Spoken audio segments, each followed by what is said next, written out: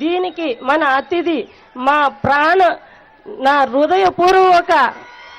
అన్నకి deputy CM గారికి అతిథిగా విచ్చేసిన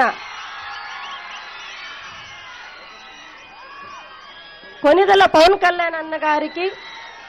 నా హృదయపూర్వక పాదాభివందనాలు సార్. నిజంగా నేను ఈరోజు ఇంత పండగ వాతావరణంలో ఒక చిన్న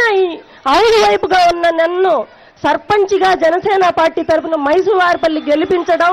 దాంట్లో జనసేన పార్టీకి నేను గెలవడం, ఆ తర్వాత నేను ఒక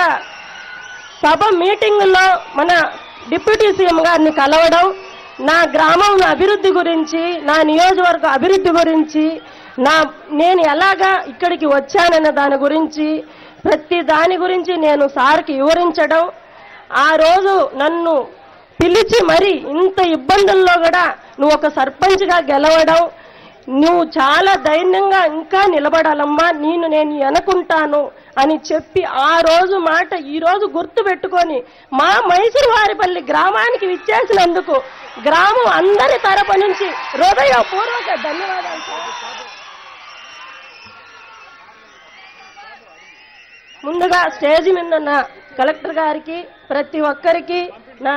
పెద్దలకు, మా ఎమ్మెల్యే గారికి, ప్రతి ఒక్క నాయకులకి, మంత్రి గారికి, గ్రామ వార్డు మెంబర్లకు, ఎంపీటీసీ గారికి, ప్రతి ఒక్కరికి పేరు పేరున నా ధన్యవాదాలు సార్. మీకు ఒక చిన్న విన్నపం, ఫస్ట్ మన డిప్యూటీ సీఎం గారికి నేను థ్యాంక్స్ చెప్పాలనుకుంటున్నాను. నేను మొన్న కమిషన్ గారి మీటింగ్లో సర్పంచులు ఆగస్టు 15 చాలా సింపుల్గా జరుపుతున్నారు సార్, దీన్ని మీరు సార్ దృష్టికి తీసుకెళ్ళండి. ఎవరు జెండా వందనం గౌరవంగా చేయలేదు, ఒక ఆర్మీ సోల్జర్ భారీగా నా చిన్న విజ్ఞప్తిని నేను చెప్పినప్పుడు సారు కమిషన్ గారు మనకు స్పందించి సార్కి చెప్పినప్పుడు ఆ సార్ ఆ పాయింట్ను మన డిప్యూటీ సీఎం గారు సర్పంచులకే ఎంత గౌరవం అంటే మన ఆంధ్రప్రదేశ్లోనే గొప్పగా గణతంత్ర దినోత్సవం జరుపుకునే విధంగా సారు చేయడం నిజంగా ఆనందకరం. 100 రూపాయలు ఉన్న గ్రామ ఇదిని 10,000 రూపాయలు, మేజర్ పంచాయతీలకి 25,000 రూపాయలు చేయడం, గణతంత్ర దినోత్సవాలు మనం ఎంతో ఘనంగా జరుపుకోవడం మనం అందరం చూసిందే. దీనికి మనందరి సర్పంచులు అందరి తరపున నేను మీకు కృతజ్ఞతలు తెలుపుతున్నాను సార్. సార్, మా గ్రామంలో